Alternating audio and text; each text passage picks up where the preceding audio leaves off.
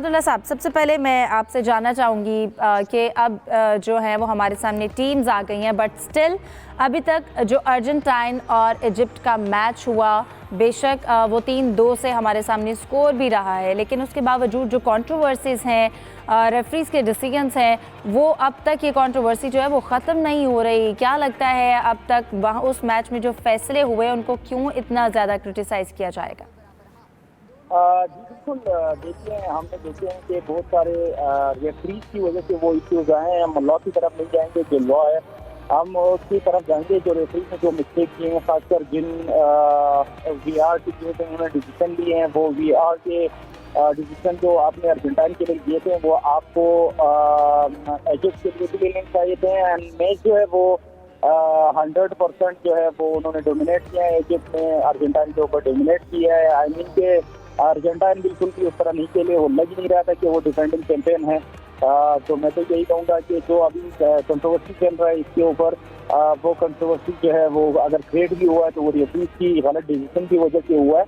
Overall match जो है वो बहुत ही अच्छा रहा है, वो इजिप्ट के फेवर में था। एंड फाइनली अगर हम कहें कि फिर वही 2014 वाला मैच जो है वो सामने आया है। लास्ट 10 मिनट में उन्होंने 3 गोल स्कोर करके 2 असिस्ट किया और 1 गोल किया उन्होंने। तो वही मैच जो इसके लिए काम करता रहेगा। ओवरऑल अगर अर्जेंटीना की परफॉर्मेंस देखी जाए तो अर्जेंटीना की परफॉर्मेंस से मैं सेटिस्फाई नहीं हुआ। तब तक जो है वो मैच इसके लिए खेलते रहेंगे और ये टीम गेम है। टीम गेम में अर्जेंटाइन को एज ए टीम परफॉर्म करना चाहिए था। सही। सादुल्लाह खान साहब, जैसे आपने कहा कि अर्जेंटाइन डिफेंडिंग चैंपियन की तरह लग नहीं रहा था कि परफॉर्म कर रही है, फिर जिस तरह से स्टार्टिंग में इजिप्ट ने 2 गोल कर लिए थे, उसके बाद जो 1 गोल था जो उनका रिवर्स हुआ, फिर उसके बाद जो डिसीजंस आए, फिर रेफरीज की जानिब से अगर हम बात करें, उनकी कमेटी के हेड लुइस कॉलन ने कहा कि जो इल्ज़ामात लगाए गए हैं उन सबको मुस्तरद करते हैं। आपको लगता है कि उनकी जानिब से सिर्फ ये रिस्पॉन्स देना काफ़ी है?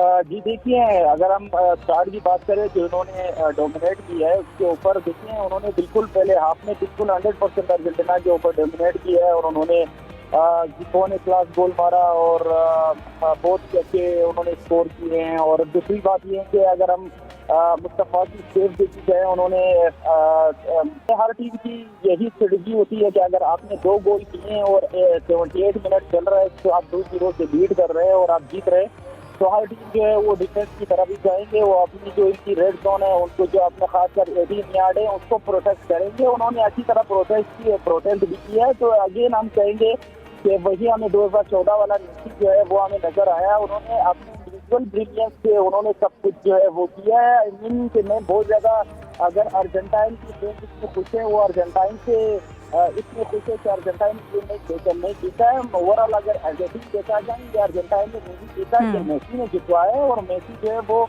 तब तक आपके लिए जीते रहेंगे। और मैं यही कहूँगा कि वो इंडिविजुअल ब्रिलियंसी थी जो उन्होंने खासकर अर्जेंटीना को वो मैच जितवाया भी है। और एट द एंड जो है वो आपको पता है वो प्लेयर्स में भी गए हैं, वो रोया है। वो इसलिए नहीं रोया कि वो साबित करना चाहते हैं कि यार मैं अच्छा हूँ या मैं बुरा हूँ। उनको पता लगे, उनको ये लगा कि यार मेरे टीम की परफॉर्मेंस नहीं थी, मैंने जो किया इनके लिए सब कुछ मैंने ही किया है। और आपको एज ए कंट्री जो है आपको प्रूव करना होगा कि हम फुटबॉलिंग कंट्री है और हम जो है वो दुनिया के ऊपर डोमिनेट करना चाहते हैं। और मुझे नहीं लगता कि आगे अर्जेंटीना जो सर्वाइवल करेंगे बड़ी टीमों के आगे। स्विट्जरलैंड के साथ इनका मैच है और आगे अगर स्विट्जरलैंड की मैच जीतेंगे भी तो आगे जो है वो इंग्लैंड के साथ अगर इनका मैच आता है तो मुझे नहीं लगता कि वो इंग्लैंड को बीट करेंगे एज ए टीम। सही। सादुल्लाह खान साहब, अगर क्वार्टर फाइनल्स की टीम की हम बात करें और जैसे कल मैच होगा फ्रांस और मोरक्को का, मोरक्को ने इस वक्त इस वर्ल्ड कप में जिस तरह से परफॉर्म किया है, आपको लगता है कि फ्रांस जैसी टीम को वो अपसेट कर सकती है? जी बिल्कुल। देखिए, फ्रांस दुनिया की नंबर 1 टीम है और अगर अभी रिसेंटली लास्ट सेगमेंट हमने फीफा की देखी है, अगर आप क्रिएटिव प्लेयर की बात की जाए वो भी फ्रांस का है और अगर आप टॉप स्कोर की बात की जाए वो भी फ्रांस का है, एम्बापे है। और अगर आप टॉप डिफेंडर की बात की जाए वो भी हैं फ्रांस के हैं। तो ये वो ग्रीन जो है वो फ्रांस ने पैदा किया है कि फ्रांस एक दुनिया की बेहतरीन टीम है और लगता भी है कि वर्ल्ड कप ये जीतेंगे। और मोरक्को जो है वो एक राइजिंग कंट्री है और rising country versus experience country और लेजेंड कंट्री जो उन्होंने लेजेंड्स क्रिएट किए हैं। आई मीन के मोरक्को जो एक राइजिंग कंट्री है और वो कुछ भी कर सकता है, जिस तरह इजिप्ट ने प्रूव किया है कि वो भी एक राइजिंग कंट्री है। मैं ये समझता हूँ कि मोरक्को अगर अपनी फुटबॉल पैसे में आएंगे नहीं तो वो टफ टाइम दे सकते हैं और कुछ भी हो सकता है। और मेरे माई थ्योरी जो है वो ये है कि वो फ्रांस को टफ टाइम भी दे सकते हैं, और ये मुझे लगता है कि 60-40% मैच होगा, 40% जो मोनाको होगा वो कम बाल सही। के जरिए वो डोमिनेट कर सकते हैं, वो स्कोर कर सकते हैं। सही, ठीक है। बहुत शुक्रिया इंटरनेशनल फुटबॉलर सादुल्ला खान साहब हमारे साथ मौजूद थे। आपके वक्त का बहुत शुक्रिया। अपने पैनलिस्ट से डिस्कशन स्टार्ट करते हैं। सलीम खालिक साहब, आपसे आगाज़ करती हूँ।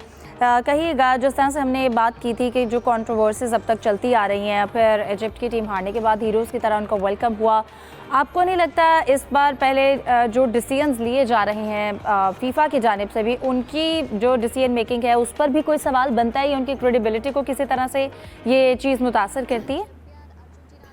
कर रही है, बहुत ज्यादा कर रही है क्रेडिट। आज एक लंबा चौड़ा स्टेटमेंट भी जारी करना पड़ा। उनके जो रेफरीज चीफ हैं उनको जो बता रहे थे कि जी गलत है, हमारे ऊपर ऐसे इल्जामात, कोई जानिबदारी का मुजाहरा नहीं किया गया। लेकिन इस पे शोर इतना मचा है, कंट्रोवर्सी इतनी हुई, और जो एक सोशल मीडिया पे 4 मिनट की एक वीडियो किसी ने बनाकर वो अपलोड की थी, वो देखने वाली है। उसमें बताया गया है कि किस तरह से फेवर दिया गया, जो फाउल थे अर्जेंटाइन के वो नहीं दिए गए, और जो मिस्र टीम के साथ जो सलूक हुआ, जिस पे वो शोर मचा रहे हैं। अगर जो उनके कोच कल कह रहे हैं कि मैं अब बाकी मैच नहीं देखूंगा और हमारे साथ ऐसा हुआ, जो उनके प्लेयर जो जीको हैं वो ये कह रहे हैं कि लग ऐसा रहा है कि फिक्स्ड था पहले ही कि कमर्शियल वजूहात के बिना पर इनको अर्जेंटाइन को लेकर जाना है आगे। तो ये सब बातों में लग रहा है कि उनके साथ गलत तो हुआ, अगर वो शोर मचा रहे हैं तो कुछ ना कुछ हकीकत है। लेकिन फीफा अब बहुत ज्यादा दबाव में इस वजह से भी है क्योंकि अब एक मैं पढ़ रहा था स्टेटमेंट, एक तंजीम है आलमी, उसने भी कहा है कि इस मामले को लेकर जाएंगे आगे फीफा का, जो क्योंकि फीफा का किरदार काफी चीजों में इसमें नजर आया। एक जैसे अमेरिकन प्लेयर का रेड कार्ड जो वापस हुआ, उस पर भी काफी शोर मचा के जो प्रेसिडेंट ट्रम्प है उनके कहने पर ऐसा हुआ। फिर ईरानी टीम ने जो शोर मचाया, उनके साथ जो मामला थे वहां पर वीजे के इशूज हुए, दूसरे हुए, काफी सारी चीजें ऐसी हुई। इसकी वजह से इस दफा फुटबॉल वर्ल्ड कप का जो है वो थोड़ा धुंधला गया है, और उम्मीद यही की जा सकती है कि आगे मैचेस अच्छे हों और कंट्रोवर्सीज कम हो, खेल पर लोग तवज्जो दे सकें। ये बात ठीक है कि उस मैच में गड़बड़ हुई थी, लेकिन ये भी तो देखना चाहिए कि 79 मिनट थे गालिबन, और 2-0 से जीत रहा था इजिप्ट, तो उसने ही तो मौके भी तो दिए कि 3 गोल आपने खाए। वो गोल कोई खुद से थोड़ी ओन गोल हुए थे, वो किए ना अर्जेंटाइन ने। तो अर्जेंटाइन का जो अच्छा खेल था उसको भी दाद देनी चाहिए कि चलो वो हार रहे थे, बहुत देर तक पूरा खेलते रहे, लेकिन आखिर में जिस तरह से मेसी और दूसरे लोग गए और उन्होंने कमबैक किया, वो भी एक दाद उनको देनी चाहिए थी ना।